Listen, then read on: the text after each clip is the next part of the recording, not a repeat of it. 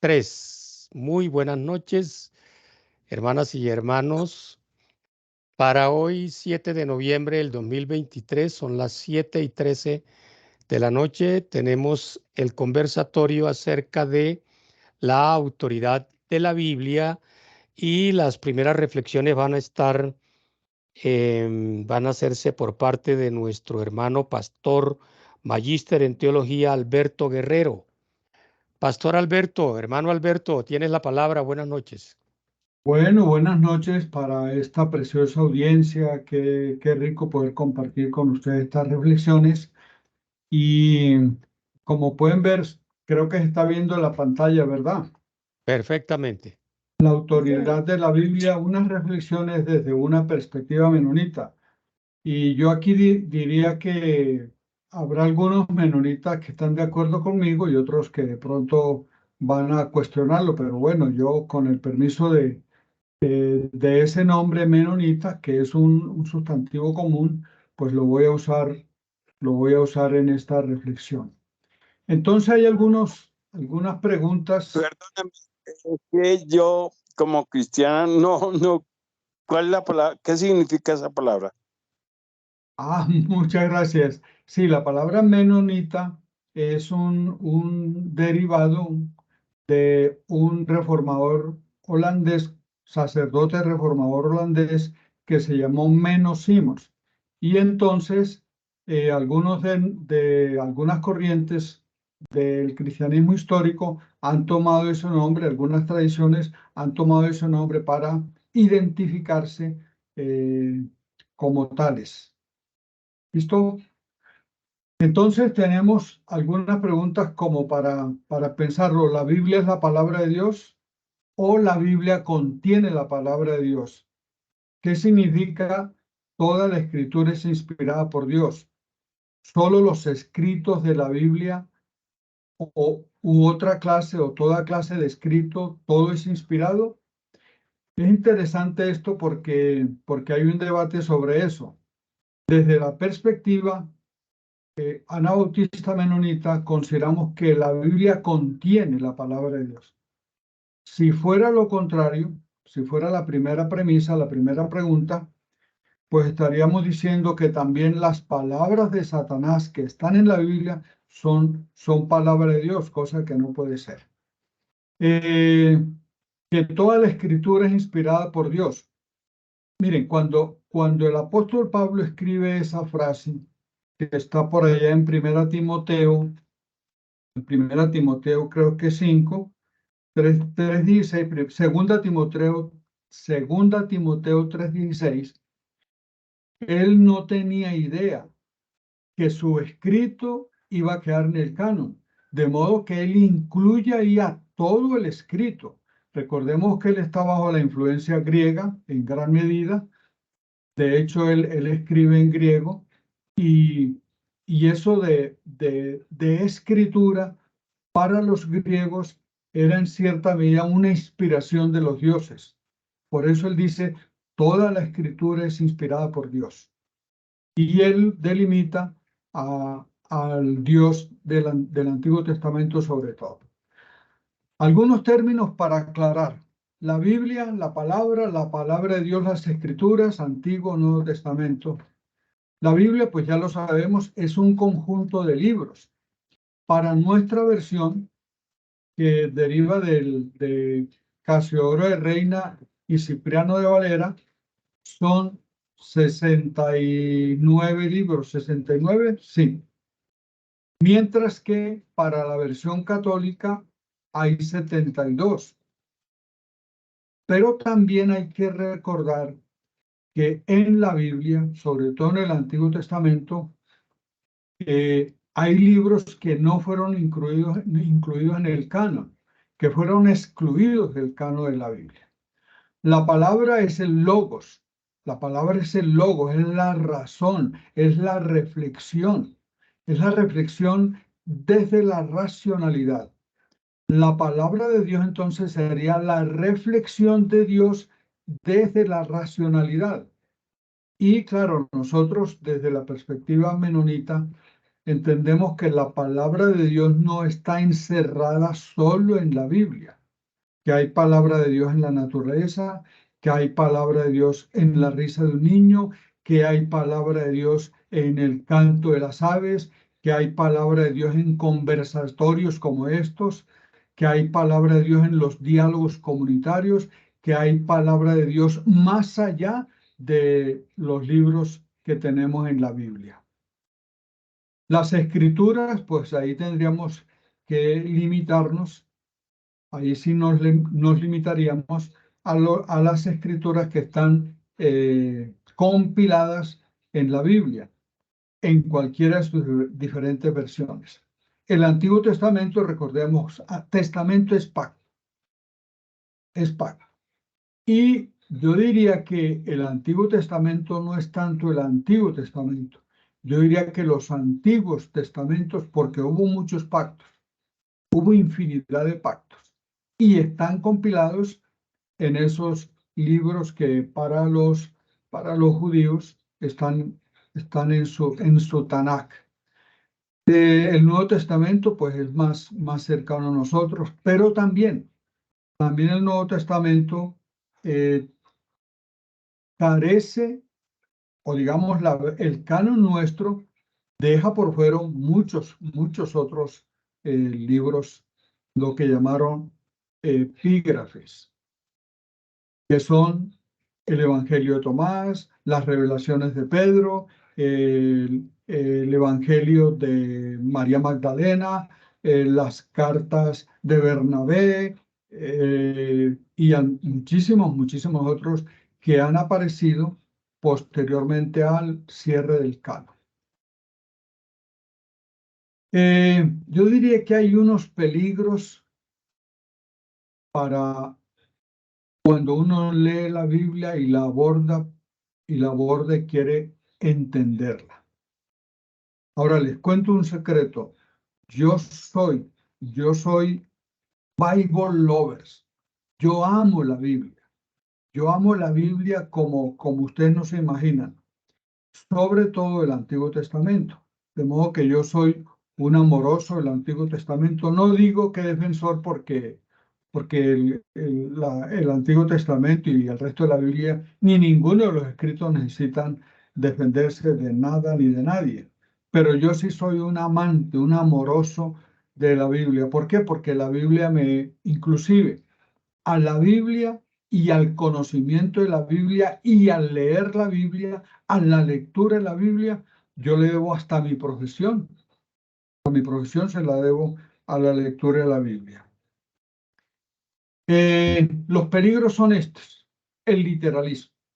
En esos dos textos que están ahí, vamos a encontrar una cosa muy interesante. Y es que según Romanos 1, yo solamente cito el versículo 27, pero Romanos 1, por allá desde el 19 en adelante, hace una estigmatización a los homosexuales y hace una estigmatización fuerte. Incluso hay una frase que dice que los que se echan con varones. Si nosotros leemos el texto literal como está y olvidamos que el texto está referido a romanos y que había romanos poderosos que compraban menores de edad, hombres, niños, sobre todo niños menores de edad, y abusaban de ellos. A ellos es a los que se refiere el apóstol Pablo ahí, a esos que compran a esos niños para abusar sexualmente de ellos. Y de hecho hay otros ejemplos en la Biblia, como el capítulo 1 de Daniel, cuando una de las características que exige el rey de los eunucos es que sea de buen parecer, que sean inteligentes y de buen parecer. ¿Qué le va a interesar al rey si el hombre, el eunuco es de buen parecer? Pero él buscaba bonito, hermoso, pues también para abusar de él. En Lucas 7:2 hay el efecto contrario o la perspectiva contraria. Lucas 7:2, todo esa perícopa del Nuevo Testamento, menciona que un centurión se le ha enfermado su amante.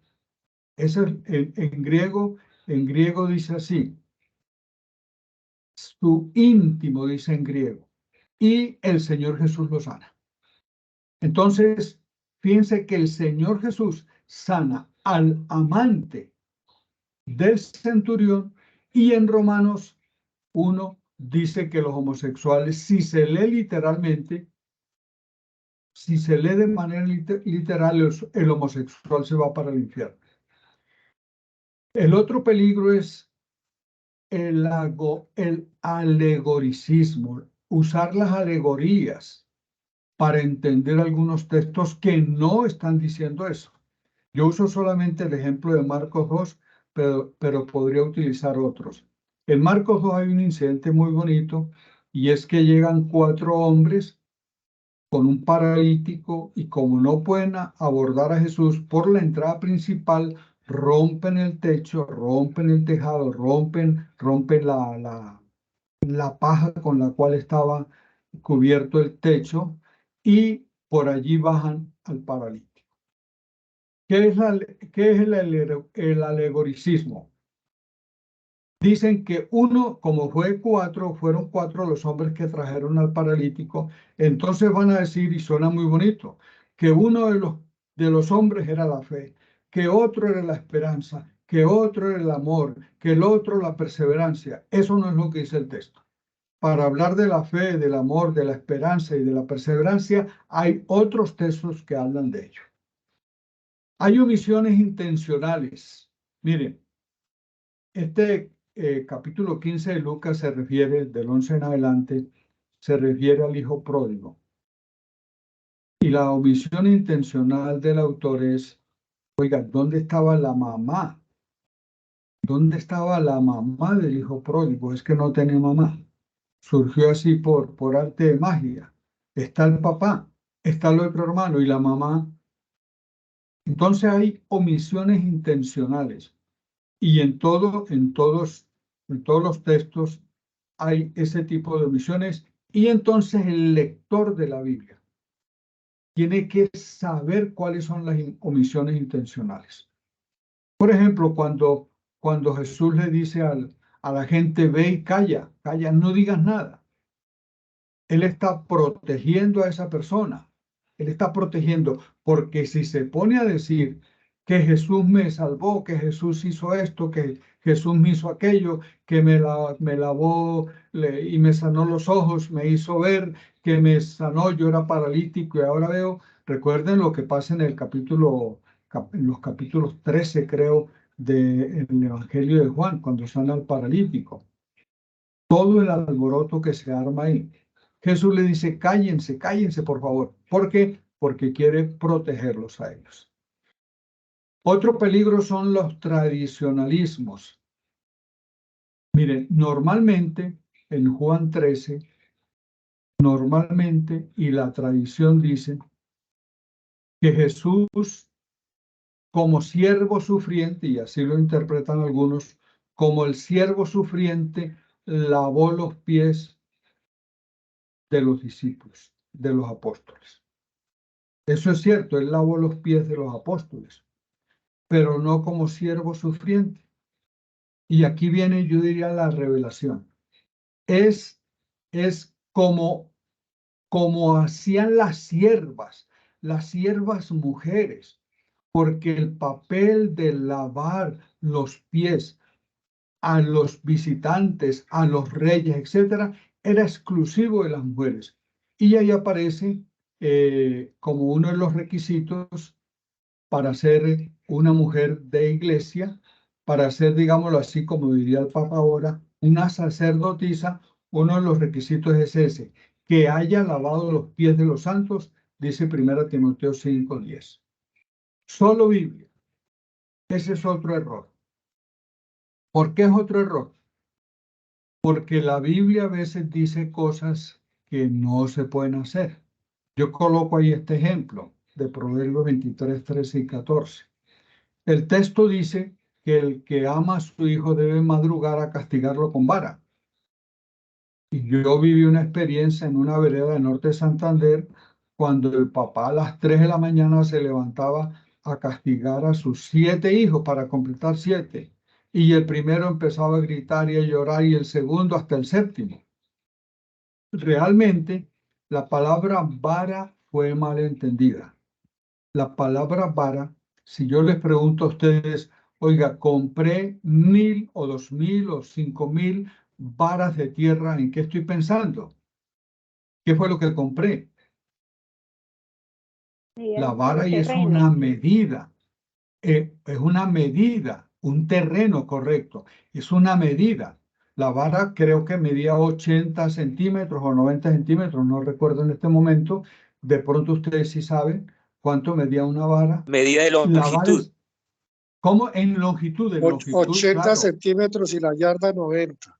Ah, correcto, 80 centímetros y la yarda 90. Entonces, fíjense, cuando dice vara es una medida, es una norma.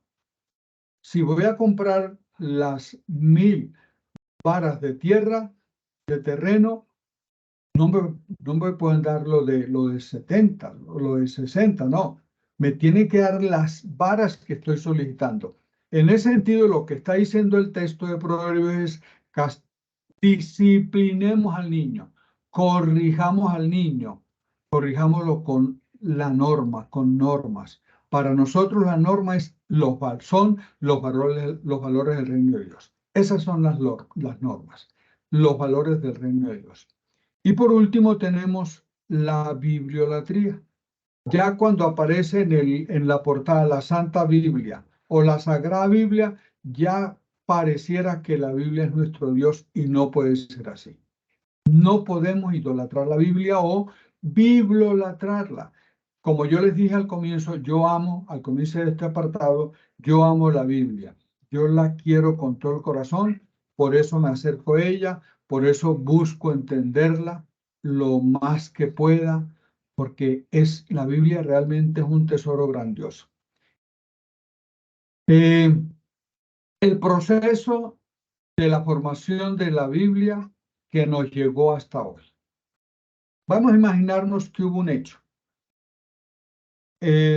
hecho importantísimo en el Antiguo Testamento fue, y de hecho la ciencia la ciencia no lo ha negado, por supuesto, la ciencia lo está confrontando con diferentes teorías, con diferentes hipótesis, es el hecho del Éxodo.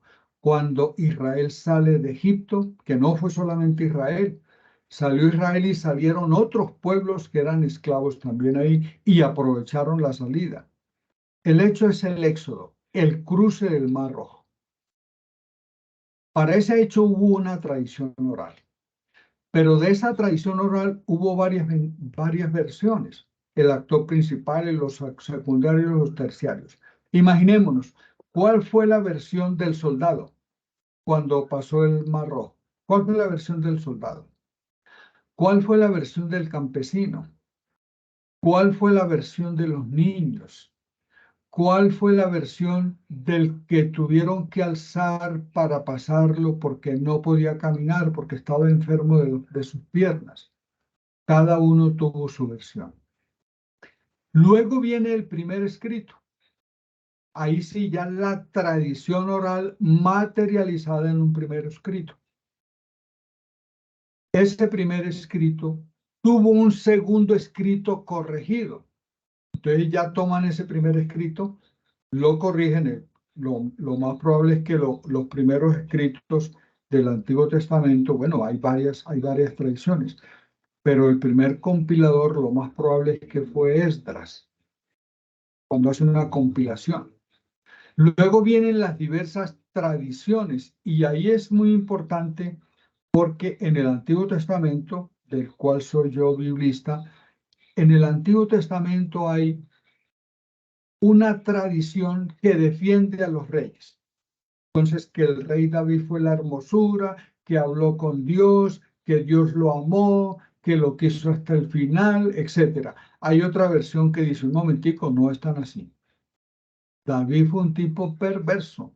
Mire lo que hizo, mire que se aprovechó de Adonías, mire que se llevó a Abigail y se casó con ella, mire que hizo esto otro, que hizo esta malversación de fondos, etc. Entonces, hay que estar muy preciso con eso. Y tenemos, por supuesto, el texto final en sus distintas versiones, en sus diferentes versiones. Para ir avanzando, desde la lectura menonita, y aquí espero que mis amigos menonitas estén de acuerdo conmigo, hay una relectura del texto. ¿Por qué? Porque hay que buscar nuevos significados. Hay que buscar nuevos significados. Hay que darle resignificaciones actuales al texto. Entonces, cuando el profeta Isaías en el capítulo 58 le desafía al ayuno, él dice un momentico, pero es que el ayuno es diferente. Ustedes están pensando en el ayuno aguantar hambre los sábados, o aguantar hambre tal día, o aguantar hambre X día. No, no es así. El ayuno es que ustedes protejan a la viuda, que no exploten al trabajador, etcétera, etcétera. Y aquí hay una mentira y una verdad. La mentira es, ¿qué dice la Biblia? Y eso es la afirmación de muchas tradiciones evangélicas. Lo que dice la Biblia es lo último. Nosotros entendemos que la verdad es, ¿qué dice Jesús? Y después viene una cosa, la interpretación comunitaria del texto, de la Biblia. Porque, otra vez aquí espero que los anabautistas puedan identificarse conmigo, porque la comunidad tiene autoridad sobre la Biblia. Es decir, Dios nos ha dado la Biblia para que como comunidad podamos entenderla y aplicarla y vivirla en nuestro contexto. No es lo mismo leer el Hijo Pródigo entre nosotros que leerlo en un sector donde no haya ni padres siquiera, por ejemplo aquí en Risaralda. Aquí hay familias con huérfanos con padres vivos. ¿Por qué? Porque los padres están fuera de la ciudad, están fuera de Pereira, están fuera del departamento. Unos están en Chile, otros están en España, otros están en Estados Unidos, otros en Panamá, otros en Brasil, etc. La comunidad entonces tiene autoridad sobre la Biblia. Y hay que ver lo que dice la Biblia, pero también lo que no dice. ¿Por qué? Porque a veces la Biblia, como les dije al comienzo, la Biblia nos omite ciertas cosas. Vamos a colocar un ejemplo, un ejercicio práctico para nosotros. Ahí están los dos textos. Éxodo 20, del 8 al 11. Ahí está el cuarto mandamiento, creo que es. Y el cuarto mandamiento es guardar el día sábado. Entonces, si uno lo lee personalmente, uno lo incorpora, uno responde al texto y uno concluye. Pero hay un proceso en pareja, si se quiere, comunitario, donde uno comparte, donde uno entiende, donde uno responde y donde uno concluye, donde la pareja, el grupo, comparte, entiende, responde y concluye. Y es interesante que, fíjense, en el primer texto de Éxodo 20, la justificación para guardar el día sábado es que Dios descansó. Esa es una versión muy bonita. En el texto de Deuteronomio 5, del 12 al 15, la justificación es que ustedes fueron esclavos y por eso deben descansar un día a la semana. Deben descansar ustedes, sus siervos, sus hijos, sus hijas, su esposa, todos los que están dentro de la casa. Fíjense que es muy diferente justificar el texto desde el descanso de Dios a justificarlo desde que fueron esclavos. La connotación es muy distinta. Con este ejercicio práctico quería terminar. Dios les bendiga, muchas gracias y quedamos dispuestos para la conversación siguiente. Muy bien, entonces Excelente, muchísimas gracias. ¿Quién quiere hacer alguna intervención? Yo, A ver, doctor Cubillo. yo no sé si de pronto me descalifiquen por poco católico, apostólico y romano, pero yo a José lo veo como al apóstol José, después de que se le aparece Dios cuando está persiguiendo a Jesús, empezó a poner unas reglas que yo no sé a dónde aparecieron. Y de ahí aparecieron cosas de que no se podían casar ni inclusive nadie, cuando Jesús aceptó que se podían casar, a casar obviamente un hombre y una mujer.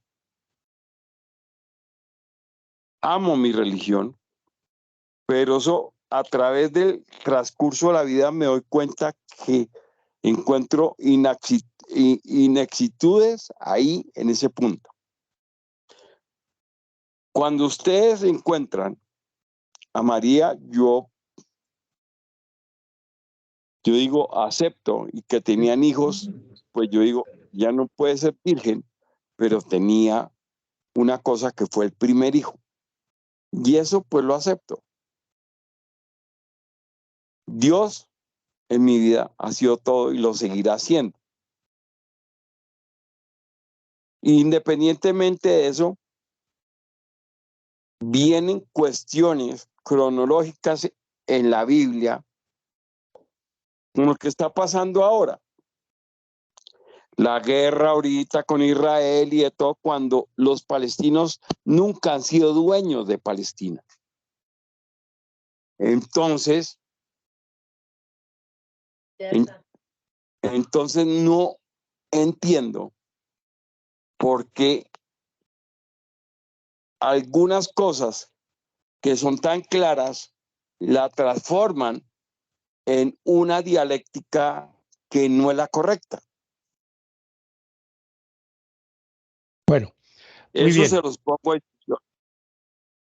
Muy bien. Entonces, el tema es la autoridad de la Biblia y sobre todo si nos podemos pronunciar acerca de la exposición que ha hecho Alberto, mucho mejor. ¿Alguien más? Si no, pues yo quiero hacer también alguna breve exposición sobre este tema. Alberto.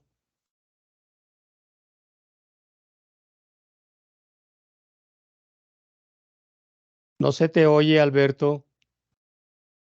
Nos estamos oyendo, estamos en conversatorio, así que todos pues, debemos participar o podemos participar. Bueno, yo así puntualmente quería decir que la autoridad de la Biblia generalmente es como dice Alberto, se reflexiona con base en segunda de Timoteo 3:16, toda la escritura es inspirada por Dios, útil para enseñar, etcétera, etcétera. Pero este texto, y sobre todo lo de la inspiración, tiene diferentes interpretaciones. Una de ellas es que la inspiración es como un dictado que Dios le hizo al oído del escritor bíblico, que siempre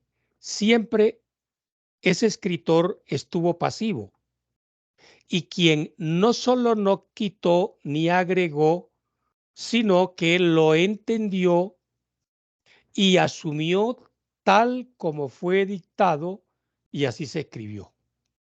Entonces, por eso dicen, la Biblia es autoridad. Yo no estoy de acuerdo con esa definición de autoridad ni con esos conceptos de inspiración. En otras palabras, dicen quienes así piensan que la interpretación de la Biblia como autoridad debe ser tal cual como fue dictada por Dios, es decir, la interpretación tiene que ser literal. Por supuesto, este tema de la autoridad de la Biblia tiene que ver con la inerrancia, con el hecho de que la Biblia no tiene errores, dicen protestantes evangélicos y católicos, fundamentalistas, creo yo, explican que la inerrancia significa que lo que Dios ha dicho no tiene error. Es creer en la total veracidad y fiabilidad de la palabra de Dios. Y lo creen así, explican, justifican, porque Juan 17:17 dice, Jesús, tu palabra es verdad. Hubo padres de la iglesia como San Clemente y algunos papas que esto de la inerrancia, la Biblia no tiene errores, la aceptaron y la defendieron a rajatabla, sin mayor explicación. Y decía que también protestantes, por ejemplo, aducen que en Hebreos 6:18 se dice de estas dos cosas que no pueden cambiarse y en las que Dios no puede mentir, recibimos un firme consuelo los que hemos buscado la protección de Dios y hemos confiado en la esperanza que Él nos ha dado.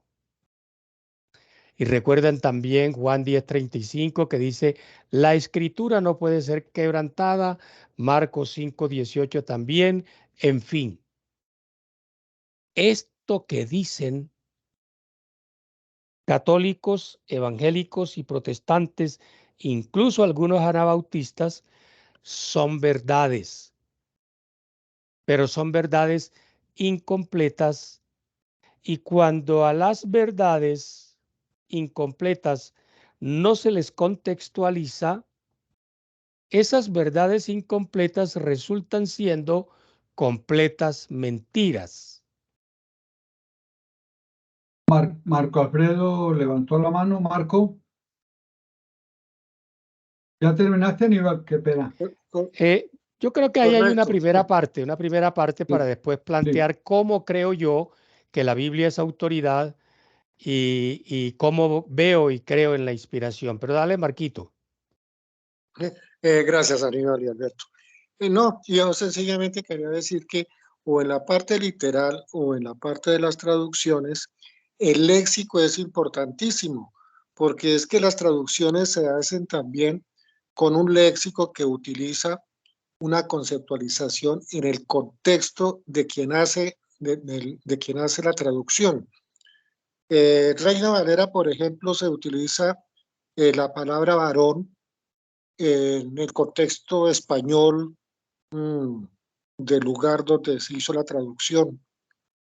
Y esa palabra varón allá en ese lugar sencillamente parece que significa hermano mayor. Sin embargo, en la lectura que se hace en Latinoamérica, particularmente en Colombia, se interpreta ese concepto de varón como el concepto del macho, el concepto de la autoridad, del padre. Y de ahí que cuando de pronto se puede interpretar que no puede haber varón sobre varón, sencillamente yo podría entender que sencillamente un hermano no puede estar por encima de otro hermano. Sin embargo, bien una interpretación nuestra, de nuestro medio, es que ningún hombre puede tener actos sexuales con otro hombre, en una interpretación de varón como macho. Eh, es como un comentario, sencillamente. Gracias. Muchas gracias, Marco. Muy bien. ¿Quién más? Bueno, yo siguiendo con mi... ¿Qué? ¿Hay alguien que quería decir algo? La doctora Jimena. Ay, muchas gracias. Bueno, escuchaba atentamente. Quiero primero agradecer la explicación, me pareció muy interesante el enfoque, muy interesante, pues, por ejemplo, me llamó mucho la atención esa parte de las omisiones intencionales, eso me encantó, eso es interesantísimo poder uno entender por qué esas intenciones en omitir un personaje en una parábola para transmitir pues el mensaje, ¿no? Muy interesante. Y quería contarles que ahorita que el pastor Alberto invitó al ejercicio de revisar un pasaje y otro, me gustó mucho, porque así pasa igual con las versiones que tenemos de nuestras Biblias. Yo, por ejemplo, en este momentico acerqué aquí para poder para poderles compartir una que yo tengo a mano que es nuestra Sagrada Biblia, letra grande, que es la de la Biblia Pueblo de Dios, que fue traducida a textos originales, dice aquí, del doctor Evaristo Martín Nieto. Esto, obviamente, todo es muy respetable y como bien dijo nuestro compañero Marco, mucho gusto, que pues, dependemos también mucho del tenor literal y de la interpretación. Acá hay un aspecto muy interesante que les quería compartir sobre en lo que se dice aquí en la introducción. ¿Qué es la Biblia? Si se me permiten unos minuticos y les comparto estas apreciaciones de aquí. Cito entre comillas. Dice quien preparó esta versión, que es él es el exdirector de la Casa de la Biblia de Madrid, hizo unos libros sobre introducción, índice de nombres propios y revisión estilístico-conceptual, y él también hizo la introducción general a las Sagradas Escrituras, introducción especial a los Evangelios. Bueno, hizo algunos aportes muy interesantes a esta versión que tengo en este momento en la mano. Entonces, él dice en la introducción lo siguiente, por ejemplo, que traigo aquí a la conversación. Dice, la Biblia es una colección de libros que la Iglesia considera escritos bajo la inspiración del Espíritu Santo y que contienen la palabra de Dios, una palabra que Dios dirigió y continúa dirigiendo a todos los hombres y mujeres de la tierra. Aquí, como también señaló el pastor Alberto, pues aquí se habla, por lo que se trata de una versión católica del compendio de 73 libros, ¿no? Y hablan de la pequeña biblioteca, pero para decir que la palabra procede del griego ta biblia, los libros, y que ese término en latín se transformó en singular a la Biblia, el libro. También dice que cómo leer la Biblia. Entonces dice, leer la Biblia es leer la palabra de Dios. Pero vuelve la pregunta que nos planteó muy sensatamente el pastor Alberto en relación con si es la palabra de Dios o contiene la palabra de Dios. Entonces, fíjense que, por ejemplo, aquí lo citan indistintamente. Entonces, muy interesante también la pregunta y el interrogante que nos propuso y genial. Aquí ellos comentan es cómo leerla desde la óptica de enclave cristiana, situando a Jesucristo como figura central de la Biblia, y hablamos ahí del Nuevo Testamento, que con todo el respeto, pues variaría de lo que el pastor Alberto señala como su preferencia desde el Antiguo Testamento. Entonces aquí es como también plantear más adelante si se pudiera conversar al respecto, ¿no? ¿Cuál es el centro de la lectura de la Biblia? Yo soy partidaria, siendo católica, de que hay que leer integralmente Antiguo y Nuevo Testamento. Pero, por ejemplo, esta invitación que hace el autor de esta versión a la lectura en clave cristiana, a lectura en clave sacramental, ¿no? Biblia como sacramento, encontrándonos en ella con Dios, pues son planteamientos diversos.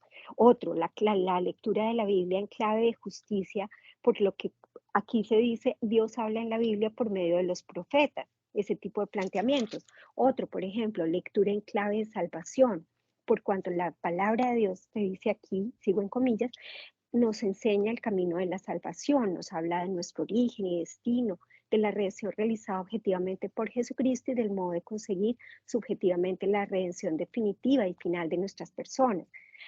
Otro aspecto, y quedan dos y termino, es la lectura en clave de liberación que ellos plantean aquí.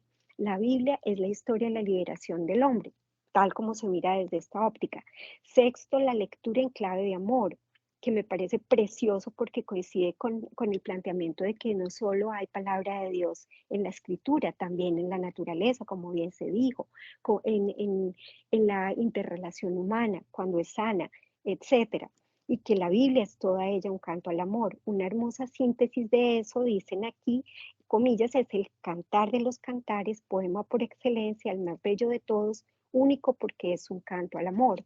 Y finalmente, lectura en clave de iglesia, que me gusta mucho, porque dice, la Biblia es el espejo, sigo en comillas, donde se refleja el auténtico rostro de la iglesia, el espejo en que la iglesia debe mirarse cada día para comprobar si conserva o no intacta la imagen que de ella hizo su divino fundador.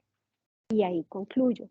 De modo que agradezco mucho, mucho, porque el planteamiento que se hace desde el inicio de la presentación es a que hagamos causa común en entender conceptos y en compartir acercamientos a esos conceptos.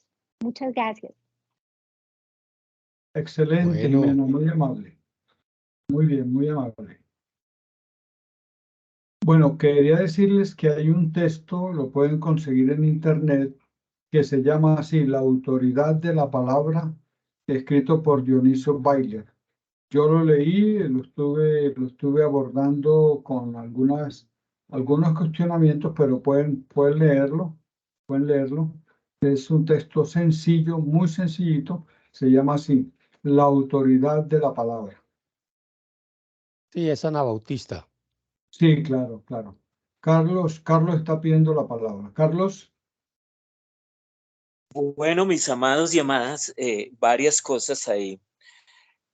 Miren, este concepto de autoridad, y menos mal tenemos en este conversatorio a tres respetadísimos juristas, abogados y avesados en el derecho. Y miren, una cosa que también debatíamos en otros momentos de la historia con mi hermana Jimena es el concepto de autoridad, ¿sí? Eso es parte fundamental del temario de esta noche. Cuando yo me acerco a la escritura, tengo también un bagaje como acercamiento mío, como mis experiencias, quién soy y mi historia. Entonces, ese es un primer momento. Cuando alguien se acerca a la escritura, pues no llega vacío, ¿no? No llega uno como un vaso vacío. Y entonces uno llega con unas experiencias y un bagaje.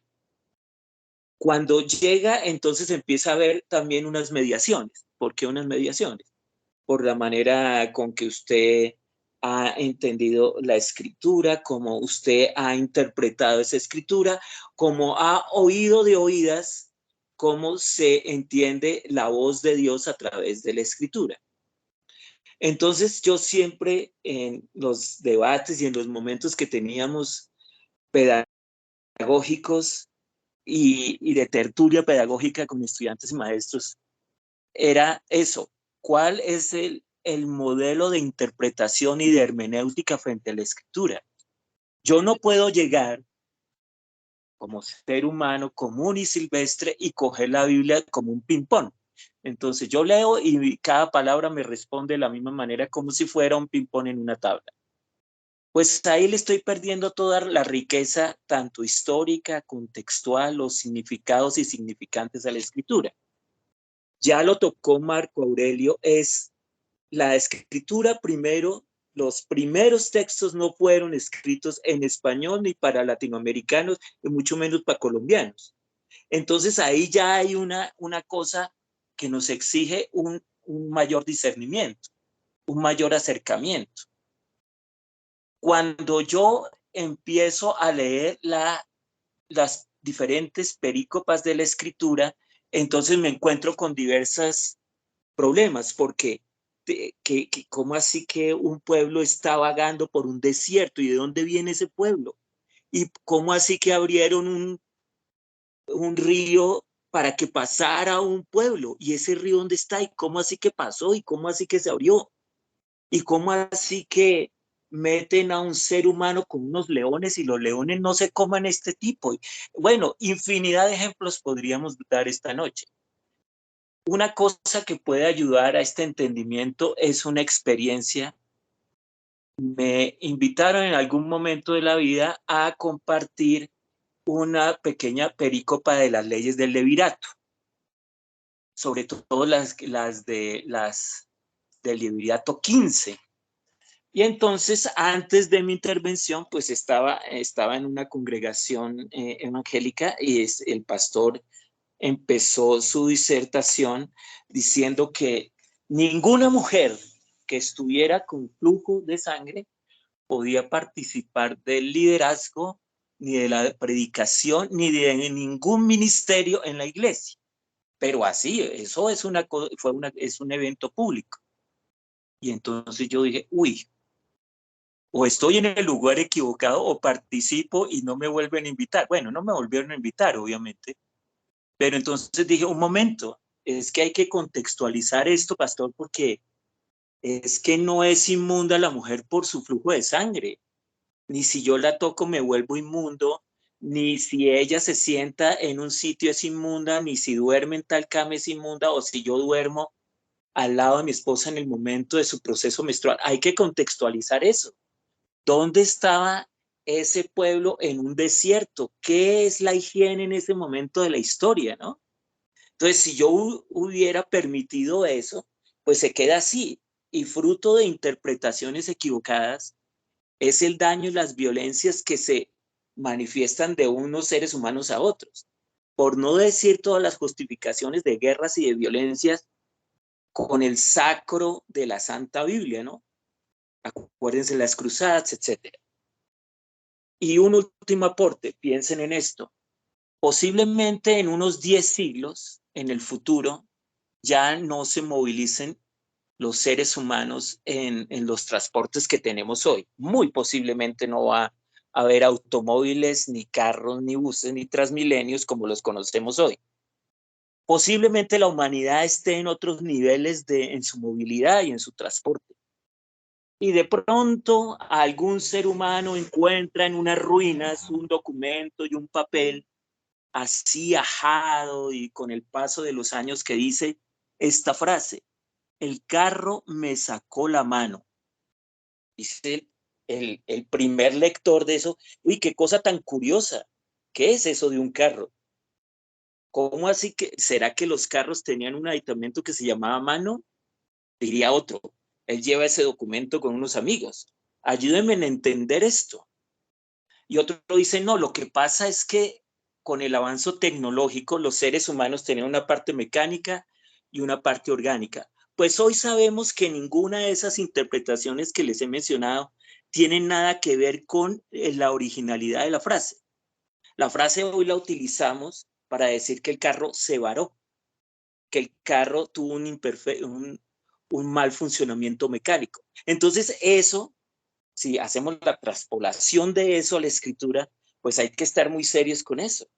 La escritura exige unos ejercicios previos y comunitarios para poderla interpretar de una manera que dé liberación, justicia y que nos responsabilice.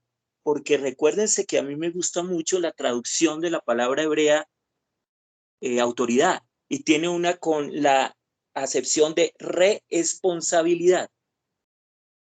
Entonces recordar eso, la escritura nos exige una responsabilidad siempre. Muchas gracias. Muchas gracias, Aníbal. Nos quedan 2 minutos, creo, nada más. Ya salió el anuncio. Muchas gracias, Carlos. Muy amable, espectacular todos los aportes. Bueno, a ver, un par de cosas. Número uno, el tema de la inspiración creo que se ha malentendido por fundamentalistas de un lado y del otro.